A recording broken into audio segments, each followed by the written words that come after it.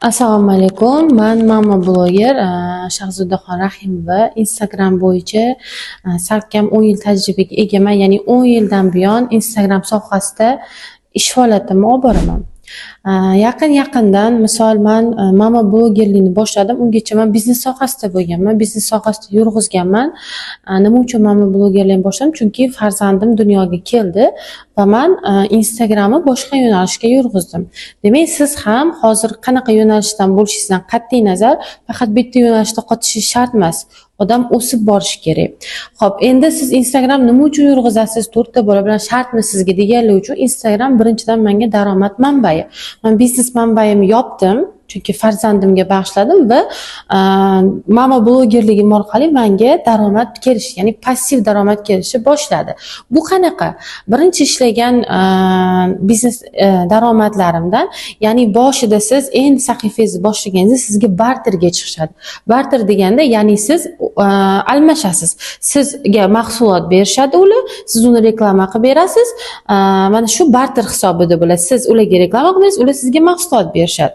Mana barter orqali daromad qilsangiz bo'ladi. Misol men bir oy davomida daromad qilgan bo'lsam, passiv daromadim hisob-kitob qilganingizda 6-7 millionni ga aylanadi. Ya'ni buning ichida barterlar bor. Asosan barter, ya'ni men oxirgi payt bolalarim bilan yangi ochilgan mana qanaqadir nima deydi, oromgohlar, ko'ngilochar joylar, ya'ni taklif qilishadi. Barter asosida boraman, men reklamaga olaman, bolalarim ham maza qilib o'ynashadi, ham men reklamaga olaman. Mana bu passiv daromadim. Bu birinchisi. Ikkinchisi pamperslar. Misol farzandimga pampersga men uni ko'chadan pul ishlatib sotib olmayman. Men bu yoqdan mehnat qilib reklama olib reels qo'yaman, ular menga mahsulot berishadi. Mana siz ham bitta qo'lingizda telefon orqali qilishingiz mumkin. Hop, endi aytishingiz mumkin, qachon montaj qilaman, qachon video ko'raman. Men bolamni ovqatlantirib turgan holatimda montaj qilaman. Qaysidir soatda o'tirib qilmayman. Agar sizni o'zingizga qiziqishingiz bo'lsa yoki qiziqishingiz bo'lmasa ham men sizga yo'q, to'xtang. Agar Instagram umuman bilmayman, men qo'limga umuman hayotimda telefon ushlamaganman, ya'ni montaj borasida desangiz, men o'zimni shaxsiy onlayn kurs tashkil qilganman.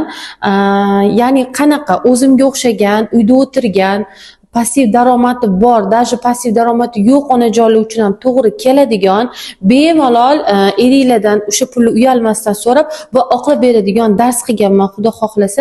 Agar sizga ham Instagram haqida ma'lumot, passiv daromad topish, Instagramingizni yo'lga qo'yish yoki o'zingiz biznesingizni yurg'izib noldan ochmoqchi bo'lsangiz, men sizga o'zim darsligimni taklif qilaman.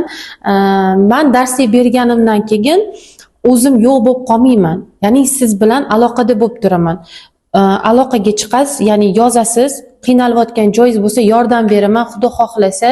Inshaalloh shu shogirdlik kursimga agar qiziqish bildirayotgan bo'lsangiz, meni Instagram sahifamni shu kanal tagida yozib qoldiraman. Bemalol o'tib, ko'rib, Instagram yurg'izish faoliyatim qanaqa qilib yurg'izaman, ular shular haqida ma'lumotlarni olsangiz bo'ladi. 10 yillik tajribamni sizlarga beraman.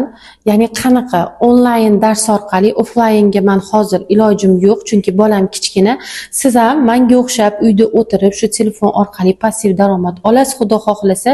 Ya'ni meni onlayn darsimni juda ham qimmat bo'lmagan holatda, hammaga to'g'ri keladigan holatda 99 mingdan qildim, chunki uyda o'tirgan onajonlar uchun bu o'ta ham qulay narx hisoblanadi. Sizga bemalol tajribam bilan bo'lishgan darsligimni juda ham mayda qilib chaynab berganman. Shunda olib, yutib bemalol telefonni